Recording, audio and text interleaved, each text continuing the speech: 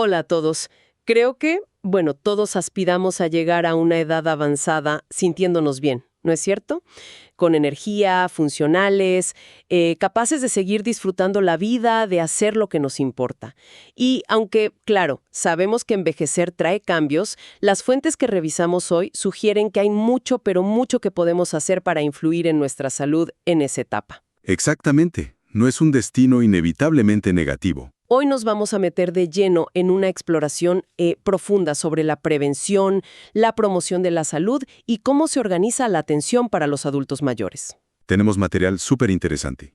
Presentaciones académicas de la UNCACAOS, guías de la OMS, como el enfoque ICOP, que ya veremos qué es, infografías sobre cáncer, vacunación, documentos de epidemiología, bastante completo. Sí, un buen panorama. Y la idea es extraer los conocimientos clave de todo esto, entender cómo podemos activamente mantener la salud y la funcionalidad cuando somos mayores. Un objetivo fundamental, sin duda. Muy bien, entonces vamos a desempacar esto. Para empezar, ¿qué quiere decir realmente envejecimiento saludable, según estas fuentes que tenemos? Bueno, la Organización Mundial de la Salud, la OMS, lo define de una manera que me parece muy acertada. No se trata solo de no estar enfermo, sino de fomentar y mantener algo que llaman capacidad funcional. ¿Capacidad funcional? Sí, esa capacidad que te permite el bienestar en la vejez. Ok, ¿y qué es exactamente esa capacidad funcional? ¿A qué se refiere? Pues son los atributos que tiene una persona, ¿no? Sus capacidades físicas, las mentales, su salud en general, todo eso que le permite ser y hacer lo que es importante para ella. Entiendo. Y esto depende básicamente de dos cosas. Por un lado, tu capacidad interna, que se llama capacidad intrínseca. Capacidad intrínseca. Sí, es como la suma de todas tus capacidades físicas y mentales. Y por otro lado, depende del entorno en el que te mueves, claro. Tiene lógica. Tu motor interno y el camino por donde vas. Exacto. Y esa capacidad intrínseca, bueno, las fuentes indican que naturalmente tiende a disminuir un poco con la edad. No es una caída abrupta para todos, pero sí hay una tendencia. Y eso afecta nuestra habilidad para adaptarnos, para seguir funcionando como quisiéramos, supongo. Justamente, afecta la adaptabilidad, la función. Por eso el objetivo ideal, según vemos en los documentos, no es tanto evitar envejecer, eso es imposible, Claro. sino mantener esa capacidad funcional lo más alta y estable posible, a lo largo de toda la vida. Mantenerla alta y estable. Sí, de hecho, a nivel clínico, se habla de categorías, ¿sabes? Hay personas mayores con una capacidad alta y estable, otras que muestran ya un deterioro, y otras con una pérdida significativa. Entender esto es clave para adaptar la atención, para saber qué necesita cada persona. Tiene todo el sentido. No es un enfoque de café para todos, digamos. Para nada. Y esta perspectiva es crucial, porque bueno, la población está envejeciendo en todo el mundo. Eso aumenta la necesidad de servicios de salud, de servicios sociales, y que estén coordinados. Ya no basta con pensar solo en curar la gripe o una infección. Necesitamos sistemas que apoyen a la gente a largo plazo. Claro, con las enfermedades crónicas. Exacto. Y los datos epidemiológicos que revisamos son, bueno, son claros. Las principales causas de enfermedad, de morbilidad, en mayores de 60 son las cardiovasculares, el cáncer, las enfermedades pulmonares crónicas, las musculoesqueléticas y también los trastornos mentales y del sistema nervioso. Es una lista importante. Y hay margen de acción ahí. Podemos hacer algo. Definitivamente. Y aquí es donde se pone interesante, porque las fuentes señalan que muchos factores de riesgo asociados a estas enfermedades son modificables. Ajá. ¿Cómo cuáles, por ejemplo? Pues mira, para las enfermedades del corazón, la cardiopatía isquémica, se habla de controlar la dislipidemia. ¿Perdona? Dislipidemia es lo del colesterol y eso. Eso mismo, los niveles alterados de grasas en sangre, colesterol, triglicéridos. También controlar la hipertensión, dejar de fumar, manejar la diabetes tipo 2, la obesidad. Son factores clave. Y fíjate, incluso para algo que asusta tanto como el Alzheimer, se mencionan factores de riesgo sobre los que se puede influir. ¿En serio? ¿Cómo cuáles? Sí, la diabetes tipo 2 otra vez, la hipertensión, la obesidad, sobre todo si aparece en la mediana edad, el tabaquismo, la depresión y algo muy importante, la inactividad física y también la inactividad cognitiva. Es increíble cómo se repiten, ¿no? Los mismos factores para el corazón y para el cerebro. Cuidar uno es cuidar el otro, parece. Precisamente, es una visión muy integral. Y si pensamos en lo que más causa discapacidad, o sea, lo que limita esa capacidad funcional para hacer las cosas del día a día, ¿Qué mencionan las fuentes? pues mira, la diabetes de nuevo, la osteoartritis, el dolor de espalda, otros problemas de músculos y huesos, la depresión, los problemas de vista o de oído, hasta la salud de la boca. Caray, son muchas cosas. Son muchas, sí, pero lo realmente clave aquí, el cambio de enfoque que proponen estas fuentes, es este. Las intervenciones no buscan solo evitar la muerte. El objetivo principal es mantener esa capacidad intrínseca y funcional, mantenerla el mayor tiempo posible. Como se dice a veces, añadir vida a los años, no solo años a la vida. Me gusta esa idea. Añadir vida a los años. Entendido. Y frente a estas necesidades complejas, ¿qué proponen fuentes como la OMS? Mencionaste algo llamado ICOP. ¿De qué va eso? Sí, ICOPE. Son las siglas en inglés, pero en español sería IPM, Atención Integrada para Personas Mayores. Es un marco de acción de la OMS bastante innovador, la verdad. El objetivo es justo ese: prevenir, retrasar o incluso, ojo, revertir el deterioro de la capacidad intrínseca. Revertir. ¿Se puede? En algunos casos, o al menos frenar significativamente el deterioro, ¿sí? Y la clave es hacerlo desde la atención primaria, de forma coordinada y centrada en la persona. Implica repensar un poco cómo funcionan nuestros sistemas de salud, para que respondan mejor a necesidades crónicas, complejas, no solo a un problema puntual y agudo. Suena bien, pero... ¿cómo se lleva a la práctica? Parece, no sé, un poco abstracto o ambicioso. Bueno, una herramienta central es algo llamado tamizaje ICOPE. ¿Tamizaje? ¿Como un filtro? Algo así. Es una evaluación relativamente sencilla. Está diseñada para que la pueda usar personal de salud entrenado, incluso a nivel comunitario, en el centro de salud, por ejemplo. Busca detectar temprano si hay alguna disminución en 5 áreas, 5 dominios clave para la función. ¿Cuáles son esos dominios? Son la cognición, la memoria, la atención, la vitalidad, que incluye cómo está la nutrición, la capacidad sensorial, o sea, la vista y el oído, la movilidad, la fuerza, el equilibrio, cómo camina la persona, y el estado psicológico, el ánimo, si hay síntomas de depresión. Vale, como un chequeo rápido de puntos críticos. ¿Y si el tamizaje detecta algo, qué pasa después? Buena pregunta. No se queda ahí, claro. Si este tamizaje rápido detecta una señal de alerta, por ejemplo, que la persona dice que le cuesta levantarse de una silla, o que ha perdido peso sin querer, o que olvida cosas importantes. Entiendo. Ese es el punto de partida. Indica que se necesita una evaluación más profunda, más específica en ese dominio particular. Ah, vale. Y el resultado de esa evaluación más completa es lo que lleva a crear un plan de atención personalizada. Personalizada. Ahí está la clave, ¿no? Que no sea igual para todos. Fundamental, ese plan se diseña junto con la persona mayor, y si es el caso, con su familia o cuidadores. Tiene en cuenta sus necesidades, sus prioridades, qué es importante para ella o él, y claro, su contexto, dónde vive, con quién. No es una receta única, es, como decías, un traje a medida. Y me imagino que ese plan ya incluye acciones concretas, ¿no? Intervenciones. Exacto.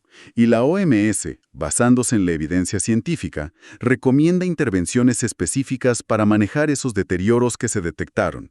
¿Por ejemplo? Por ejemplo, si hay problemas de movilidad, de fuerza o de vitalidad, se sugiere el ejercicio multimodal. Perdona que te interrumpa ahí. ¿Qué significa exactamente multimodal? ¿Para alguien en su casa es algo muy complicado de hacer? Buena pregunta. No tiene por qué ser complicado, pero sí variado. Significa combinar distintos tipos de ejercicio. Por un lado, entrenamiento de fuerza que puede ser progresivo, con pesitas, bandas elásticas o hasta con el propio peso del cuerpo. Vale. Por otro, ejercicios de equilibrio, que son súper importantes para prevenir caídas. También estiramientos, para la flexibilidad. Y actividad aeróbica como caminar, nadar, ir en bici. La idea es trabajar diferentes sistemas del cuerpo. Entendido. Combinar varias cosas. Eso es. Y si se detecta desnutrición, pues se recomiendan suplementos nutricionales por boca, específicos y por supuesto asesoramiento con la dieta. Para las funciones sensoriales, la vista y el oído, las recomendaciones son bastante directas. ¿Qué dicen? Pues hacer pruebas de visión de forma rutinaria y asegurarse de que la persona pueda ir al oftalmólogo si lo necesita. Y lo mismo para la audición. Pruebas auditivas y facilitar que consiga audífonos si hacen falta. Porque, ojo, la pérdida de oído, si no se trata, puede llevar a aislamiento y hasta afectar la cognición. Es verdad. A veces no se le da importancia. Pues la tiene. Y en cuanto a la función cognitiva y el bienestar psicológico, ¿Qué se puede hacer ahí? se proponen actividades de estimulación cognitiva. Cosas sencillas como leer, hacer crucigramas, juegos de mesa, aprender algo nuevo, lo que sea que mantenga la mente activa. Mantener el cerebro en forma. Exacto. Y si hay síntomas depresivos leves o moderados, se sugieren intervenciones psicológicas breves. Hay unas guías de la OMS, el programa MHGAP, diseñadas para usar en atención primaria. También se aborda algo como la incontinencia urinaria, con estrategias como ir al baño de forma programada o ejercicios para fortalecer los músculos del suelo pélvico. Veo que es muy completo. Abarca muchas áreas que afectan el día a día. ¿Algo más que destaque? Sí, un pilar fundamental, la prevención de caídas. Una caída en una persona mayor puede ser, devastadora. Uf, sí, Las intervenciones aquí incluyen revisar la medicación. A veces se toman demasiadas pastillas, algunas innecesarias que aumentan el riesgo de mareos o caídas. cierto. También, más ejercicio multimodal, sobre todo el de equilibrio y fuerza. Evaluar la casa y modificar posibles peligros. Alfombras sueltas, mala iluminación, cables. Adaptar el entorno. Justo. Y en general, aplicar un conjunto de medidas adaptadas a los factores de riesgo de cada persona. No es lo mismo alguien con osteoporosis que alguien con problemas de visión. Y un punto crucial, que a veces se nos olvida, el apoyo a los cuidadores. Importantísimo. Muchísimo. Cuidar a una persona mayor con dependencia puede ser muy agotador física y emocionalmente. Si el cuidador principal da señales de sobrecarga, las guías recomiendan ofrecerle apoyo psicológico, formación para que sepa cómo cuidar mejor y con menos esfuerzo, y recursos para aliviar un poco su carga. Un cuidador apoyado cuida mejor, sin duda. Totalmente. Y finalmente, hay un aspecto que una de las fuentes resalta mucho: la influencia del entorno y el espacio de vida. ¿Te refieres a la casa, el barrio? Sí, exacto. Nuestra casa, la colonia o el barrio, la comunidad, todo eso influye muchísimo en la salud, en la calidad de vida y hasta en la motivación para mantenerse activo. Un entorno poco amigable, con barreras arquitectónicas, escaleras por todos lados, banquetas rotas, o que se percibe como inseguro, pues puede restringir la movilidad de la persona. Y eso impacta negativamente en esa capacidad funcional que tanto queremos preservar. Qué interesante ese foco en el entorno, en cómo influye lo de afuera. Ahora, cambiando un poco de ángulo, pero siguiendo con la prevención, las fuentes le dedican bastante atención a algo que quizá como adultos a veces pasamos por alto: la vacunación. Sí, es fundamental no olvidarse de las vacunas en la edad adulta. Las razones que dan son muy claras, ¿no? Primero, que la protección de las vacunas que nos pusieron de niños puede disminuir con el tiempo. Cierto, no duran para siempre algunas. Segundo, que el riesgo de enfermedades graves como la gripe o la neumonía sigue ahí y puede ser incluso mayor en adultos mayores o si tienes otras enfermedades. Totalmente. Tercero, que al vacunarnos no solo nos protegemos a nosotros, sino también a la comunidad. A los bebés, a otras personas mayores, a gente con el sistema inmune débil. La famosa protección de rebaño. Exacto. También evitamos faltar al trabajo o dejar de cuidar a la familia. Y un punto clave que remarcan: las vacunas actuales son seguras y efectivas. Sí, ese mensaje es importante contra la desinformación. Y bueno, hay vacunas recomendadas para prácticamente todos los adultos. ¿Cuáles serían esas básicas? La de la influenza, la gripe. Esa es anual, porque el virus cambia cada año. Y la vacuna Tdap o T. Esa protege contra tétanos, difteria y tosferina. Y se recomienda un refuerzo de T, tétanos y difteria cada 10 años. Esas son las universales, digamos. Y luego están las que son especialmente importantes para adultos mayores, ¿verdad? Sobre todo a partir de los 65 años. Exacto. Ahí destacan dos. La vacuna contra el neumococo. Te causa neumonía, meningitis, cosas serias. Sí, y es fundamental. Generalmente se usa un esquema con dos tipos diferentes de vacuna, una detrás de la otra. para proteger mejor. Primero la conjugada, PCB13, o las más nuevas, PCB15 o PCB20. Y luego la polisacárida, PPSB23. Un esquema secuencial, vale. Y la otra vacuna clave para mayores de 65 es la del herpes zóster. La famosa culebrilla. Esa misma. Previene esa reactivación del virus de la varicela, que puede ser muy dolorosa y dejar secuelas. Sí, el dolor posherpético puede ser terrible. Y aparte de esas, hay otras. Sí, hay otras cuya necesidad ya depende más de cada persona. De su edad, su estado de salud, su estilo de vida, si viaja, qué vacunas recibió antes. ¿Cómo cuáles? Pues ahí entran vacunas como la del VPH, el virus del papiloma humano, que aunque se asocia más a jóvenes, tiene indicaciones específicas. La MMR, sarampión, paperas, rubiola, si no estás seguro de estar inmunizado. La de la varicela, si no pasaste la enfermedad ni te vacunaste. Las de hepatitis A y B. Y la antimeningocóxica en algunas situaciones de riesgo. Vaya, parece que hay un buen arsenal preventivo con las vacunas. Pero ¿por qué a veces no se usan tanto como deberían en adultos? Bueno, las fuentes señalan algunas barreras. A veces simplemente falta de conocimiento, no saber qué vacunas se necesitan en la edad adulta. Que no te lo recuerdan. Exacto. Falta de recordatorios por parte del sistema de salud o del médico. Y bueno, a veces todavía hay dudas sobre si son seguras o si realmente funcionan. A pesar de la evidencia. A pesar de la evidencia. Pero los beneficios son clarísimos y están súper documentados. Menor riesgo de enfermar gravemente, de ir al hospital, de morir por gripe o por neumonía. También se usan menos antibióticos, y eso ayuda a luchar contra la resistencia bacteriana, que es un problema enorme. Claro. Ayuda a preservar la capacidad funcional porque evitas enfermedades que te dejan débil, y mejora la calidad de vida, por ejemplo, previniendo ese dolor crónico que puede dejar el herpes zóster. Queda clarísima la importancia de la vacunación. Ahora, si te parece, entremos en otra área clave de prevención que las fuentes detallan bastante: el despistaje o tamizaje de cáncer. Sí, un tema complejo y muy relevante. Y es crucial empezar por definir bien qué es el despistaje, ¿no?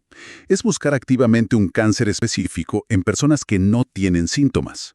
La idea es pillarlo temprano, cuando el tratamiento puede ser más efectivo. Detectarlo antes de que dé la cara. Exacto. Pero, y esto es fundamental recalcarlo, no todo cáncer se beneficia de un despistaje masivo, ni es adecuado para todas las personas. Hay una consideración clave, sobre todo en personas mayores: la expectativa de vida. ¿Qué quieres decir con eso? Que para que un despistaje realmente aporte un beneficio neto, o sea, más años de vida o mejor calidad de vida, la persona necesita vivir lo suficiente como para ver ese beneficio. Generalmente se habla de que se necesitan unos 5 a 10 años o más de expectativa de vida, dependiendo del cáncer y de la prueba. Si la expectativa de vida es menor, por otras enfermedades o por la edad muy avanzada, el despistaje podría no ser lo más adecuado. ¿Por qué? Podría incluso ser perjudicial. Podría serlo. Existe el riesgo de lo que llamamos sobrediagnóstico. Sobrediagnóstico. Sí. Significa detectar tumores que crecen tan lentamente que en realidad nunca hubieran causado problemas ni síntomas durante la vida de esa persona. Ah, encontrar algo que no iba a hacer daño. Exacto. Y eso puede llevar a tratamientos innecesarios, cirugías, quimio, radio, con sus propios riesgos, efectos secundarios, además de la ansiedad, el estrés, el coste. Es un equilibrio muy delicado. Entiendo. Es complejo. Entonces, ¿qué dicen las fuentes sobre despistajes específicos? ¿Para qué cánceres sí y para cuáles no tanto? Veamos los principales que se mencionan. Para el cáncer cervicouterino, el cáncer de cuello de útero, los métodos son la citología, el Papanicolau de toda la vida, y la prueba del VPH de alto riesgo. Estas pruebas han demostrado que reducen el riesgo de cáncer invasor y de muerte. ¿Y hasta qué edad se recomienda? La recomendación general es suspenderlo entre los 65 y 75 años, pero solo si la mujer ha tenido resultados negativos adecuados en los años previos. Si el historial no es claro, se puede continuar hasta los 75. Solo en casos de muy alto riesgo, como mujeres con VIH o antecedentes de lesiones graves, y si tienen buena expectativa de vida, se podría considerar seguir más allá. Y recordar que el VPH es el principal factor de riesgo, ¿no? Y el tabaco también influye. Exacto. El BPH está detrás de la mayoría de los casos, y fumar duplica el riesgo. Luego, el cáncer de mama. El método principal es la mastografía o mamografía. Esa sí reduce la mortalidad. Sí, está demostrado que reduce la mortalidad en mujeres entre 50 y unos 70-74 años. La sugerencia más común es hacerla cada 2 años en ese rango de edad. Siempre y cuando. Siempre y cuando se espere que la mujer viva lo suficiente para beneficiarse esos 5 o 10 años de expectativa de vida que decíamos. Y una cosa, el autoexamen o que te explore el médico sirve como despistaje. Es una pregunta importante. Son útiles para que la mujer conozca sus mamas, para notar cambios, para la concienciación, pero no se consideran métodos de tamizaje primarios por sí solos para reducir la mortalidad. La mastografía es la prueba clave para eso. Entendido. Y los factores de riesgo ahí son un montón, ¿verdad? Edad, genética, antecedentes. Sí, la edad es el principal. Luego antecedentes familiares o personales, ciertas mutaciones genéticas, tener mamas densas, factores hormonales y reproductivos, y también el estilo de vida, inactividad, sobrepeso después de la menopausia, consumo de alcohol. Pasando al cáncer colorectal. ¿El de colon y recto? Ese. Aquí hay varias pruebas efectivas. Buscar sangre oculta en heces, la colonoscopia, la sigmoscopia. Hay opciones, y se debe discutir con la persona cuál prefiere y cuál es más adecuada para ella. Y este despistaje sí funciona. Sí, reduce claramente la mortalidad. Se recomienda generalmente entre los 50 y los 75 años. ¿Y después de los 75? Se podría considerar continuar hasta los 85, pero solo si la persona tiene una expectativa de vida de al menos 10 años y está en buen estado general. No es para todos. Factores de riesgo aquí. La edad, mayor de 50. Antecedentes familiares o personales de pólipos o de enfermedad inflamatoria intestinal. Y la dieta. Poca fibra, mucha carne roja o procesada, además del sobrepeso, la inactividad, el alcohol y el tabaco. Muchos se repiten. Cierto. ¿Qué hay del cáncer de próstata? Ese siempre genera debate. Mucho debate, sí. El despistaje se basa en medir en sangre el antígeno prostático específico, el APE o PSA. Y las fuentes son bastante claras y consistentes en señalar que su efectividad para reducir la mortalidad es, inconsistente y controversial. ¿Por qué controversial? Porque hay un riesgo muy alto de sobrediagnóstico, como decíamos antes, y por lo tanto, de sobretratamiento. Se tratan muchos cánceres que quizás nunca hubieran progresado ni causado problemas. O sea que se puede hacer más daño que bien. Potencialmente sí. Por eso la recomendación actual es discutir muy detalladamente los pros y los contras con cada hombre, individualmente. No es una decisión fácil. ¿Y hay alguna edad límite? Generalmente, no se recomienda ofrecer el despistaje con PSA a partir de los 70 años, o antes si la expectativa de vida es menor a 10 años. Y una duda. ¿El tacto rectal sirve para despistaje? Buena pregunta. Las guías son claras. El tacto rectal no se recomienda como prueba de despistaje por sí solo. Puede tener otros usos diagnósticos, pero no para buscar cáncer en hombres sin síntomas. Eso es importante aclararlo. ¿Queda algún otro cáncer relevante para el despistaje en las fuentes? Mencionan el cáncer de piel, específicamente el melanoma. Aquí la evidencia sobre si un despistaje a toda la población y revisando lunares a todo el mundo realmente reduce la mortalidad no es muy fuerte. Entonces, ¿qué se recomienda? Lo habitual es que las personas con alto riesgo, muchos lunares, antecedentes familiares o personales de melanoma, piel muy clara que se quema fácil, mucho daño solar acumulado, sí sean revisadas periódicamente por un dermatólogo. Para la población general, se aconseja el autoexamen mensual, usar la regla del ABCDE para vigilar los lunares. ¿Recordamos qué es el ABCD? Claro, A de asimetría, B de bordes irregulares, C de color variado, distintos tonos en el mismo lunar, D de diámetro mayor a 6 milímetros, como una goma de lápiz, y E de evolución o cambio, si el lunar cambia de tamaño, forma o color. Perfecto. ¿Y el principal factor de riesgo aquí? Sin duda, la exposición a la luz ultravioleta, tanto del sol como de las camas de bronceado. Y ya para terminar con los cánceres, hacen una mención breve al cáncer pulmonar. En cuanto a despistaje, Bueno, aunque existen estrategias de despistaje con tomografía de baja dosis para personas con alto riesgo, grandes fumadores, el mensaje principal es que el factor de riesgo número 1, pero por lejos, es el tabaquismo. Pero interesantemente, las fuentes también mencionan la contaminación del aire como un factor que contribuye. ¿la contaminación ambiental? Sí, Tanto la de afuera, tráfico, industria, hablan de partículas finas como las PM2.5 y ciertos gases, como la contaminación del aire interior, por ejemplo, por usar leña para cocinar sin buena ventilación. Y la asocian no solo con cáncer de pulmón, sino también con cáncer de vías urinarias y de vejiga. Vaya. Otro factor ambiental importante. Todo esto sobre el despistaje, como decías, plantea esa pregunta clave. ¿Cómo encontrar el equilibrio justo entre detectar a tiempo y no hacer daño? Exactamente. Ese es el gran desafío. ¿Cómo balancear el beneficio potencial de encontrar un cáncer temprano con los riesgos del sobrediagnóstico, la ansiedad que genera, los tratamientos innecesarios, sobre todo en personas mayores, donde la expectativa de vida y otras enfermedades complican más la decisión? Requiere sí o sí una conversación honesta y clara entre el médico o profesional de salud y la persona. Tomar decisiones individualizadas, considerando los valores y preferencias de cada uno. Es un enfoque mucho más matizado, ¿no? Que simplemente decir, hágase todas las pruebas. Mucho más. Entonces, si intentamos juntar todas las piezas de esta exploración profunda que hemos hecho hoy, ¿qué significa todo esto? ¿Cuál sería el resumen? Pues lo que parece emerger con fuerza de estas fuentes es que el envejecimiento saludable no es solo un deseo, es un objetivo realista y, sobre todo, activo. Se basa en mantener esa capacidad funcional que nos permite seguir siendo y haciendo lo que nos importa, lo que valoramos. Totalmente. Y para lograrlo, no hay una sola bala de plata. Se necesita un enfoque proactivo que combine varias estrategias. Por un lado, la prevención primaria, como las vacunas. Por otro lado, la prevención secundaria, inteligente. O sea, estos despistajes de cáncer bien indicados, sopesando riesgos y beneficios según la expectativa de vida de cada uno. Claro. También la promoción constante de hábitos saludables, ejercicio variado, buena nutrición, mantener la mente activa. Y de manera crucial, necesitamos una atención sanitaria que sea integrada, que esté coordinada y que esté verdaderamente centrada en la persona, como lo propone el modelo ICOPE.